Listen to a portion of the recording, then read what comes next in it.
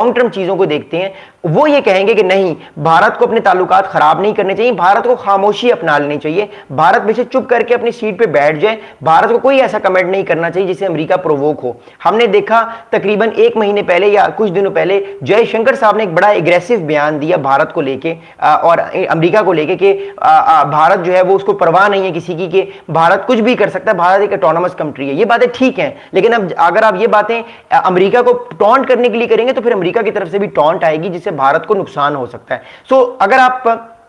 उन लोगों को सुनेंगे जो चीजों को लॉन्ग टर्म लेकर चलते, तो वो कहेंगे कि भारत के प्राइम मिनिस्टर मोदी साहब बिल्कुल ठीक कर रहे हैं, खामोश हैं, जवाब नहीं दे रहे। अगर वो कोई ऐसी बात कर देंगे उल्टी सीधी तो ट्रंप साहब की तरफ से 10 बयानात आ जाएंगे, ट्रंप साहब की तरफ से 10 ट्वीट्स आ जाएंगी, जिसको फिर भारत सस्टेन नहीं कर पाएगा। अगली इंपॉर्टेंट बात यह कि इंडिया इस टाइम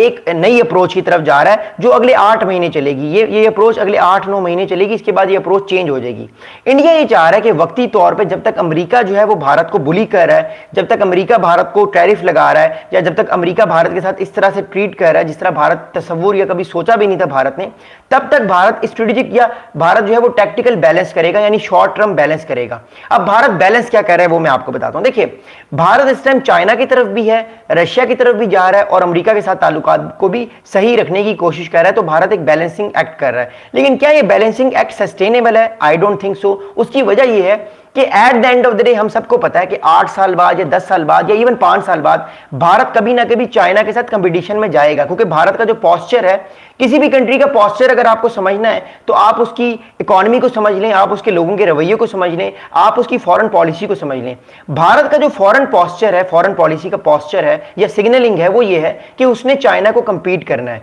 तो चाइना को अगर भारत ने कंपीट करना है या कंपटीशन में जाना है तो उसको एक ना एक पार्टनर की जरूरत है जो कि चाइना से भी ताकतवर हो। तो वो ऑब्वियसली नेचुरली वो अमेरिका है। तो at the end of the day Bharat को भी अमेरिका की जरूरत पड़ेगी अगले 1 साल में, अगले 8 महीने में, और अमेरिका को भी जरूरत पड़ेगी। ये जो भी फिलहाल हम दोस्ती देख रहे हैं, मोदी साहब कह के लगा रहे हैं शी जिनपिंग साहब के साथ या मोदी या पुतिन साहब के साथ, ये वक्ती हैं। At the end of the day जब मई या जून में जब ये जंग खत्म होगी तो भारत भी दोबारा अप्रोच करेगा अमेरिका को, अमेरिका भी अप्रोच करेगा, because at the and in दोनों को ये बात पता है कि नेचुरली भारत और अमेरिका ही अलाय बन सकते हैं, हम भारत और चाइना नहीं बन सकते। बिकॉज हमें ये बात पता है कि जब भी भारत कोशिश करेगा चाइना को कंपीट करने की, उससे कंपटीशन करने की, चाइना अपनी फौजें ऊपर लगा के दोबारा से कुछ ना कुछ हिस्सा ले लेगा भारत से, जिससे भारत और परेशान होगा। तो भारत को भी अपनी फॉरेन के बारे में पता है, चाइना के पोस्चर के बारे में पता है, और चाइना को भी भारत के पोस्चर या फॉरेन पॉलिसी के बारे में पता है। कोई फुद्दू नहीं है यहाँ पे, they all are educated people, उनको इस चीज के बारे में पता है।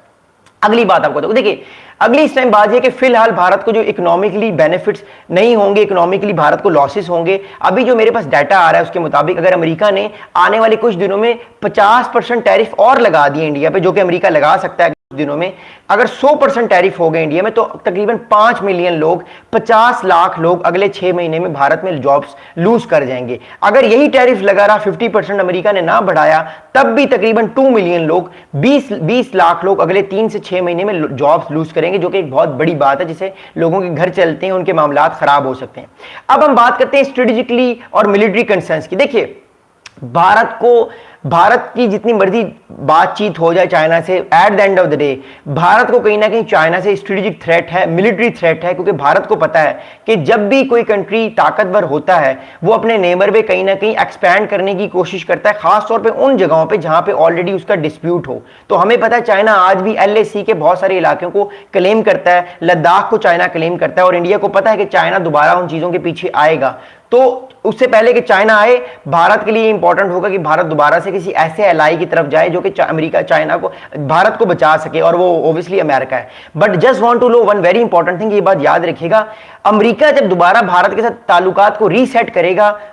मई या जून 2026 में, तो मैं एक आपको बड़ी इंपॉर्टेंट बात बताता हूं, अमेरिका पहले की तरह रिएक्ट नहीं करेगा, अमेरिका भारत से मिलिट्री बेसिस मांगेगा। और बहुत सारे लोग कहते हैं कि भारत अमेरिका को मिलिट्री बेसिस नहीं देगा, मैं कहता हूं कि नहीं, भारत अब अमेरिका को मिलिट्री बेसिस देगा, बिकॉज इंडिया नोस कि चाइना की जो मिलिट्री मॉडर्नाइजेशन है वो बहुत ज्यादा हो चुकी है। चाइना भारत से बगैर लड़े भी भारत के बहुत सारे इलाके ले सकता है। चाइना की जो साइबर कैपेबिलिटीज हैं वो बहुत तगड़ी हैं, हम सबको इस बारे में पता है, मुझे बात करने की जरूरत नहीं है। तो बहुत सारे लोग जब ये कहते हैं कि सर आप गलत कह रहे हैं, अमेरिका कभी भी भारत अपनी सॉवरेंटी पे अमेरिका के मिलिट्री बेसिस को नहीं आने देगा, तो याद रखिएगा सॉवरेंटी भी आपकी तब काम करती है जब आपका नेशनल इंटरेस्ट हो। भारत का आने वाले 1 साल में ये नेशनल इंटरेस्ट होगा कि वो कहीं ना कहीं अगले 2 या 3 सालों में अमेरिका को अपने मिलिट्री बेसिस दे दें, खासतौर पे फॉरवर्ड पोजीशन पे, हिमालयाज के रीजन पे, ताकि चाइना को अमेरिका और भारत मिलकर ये डिटर कर सकें कि अगर चाइना ने कोशिश की लद्दाख के इलाके को लेने की या किसी और इलाके को लेने की, तो अमेरिका के जो फाइटर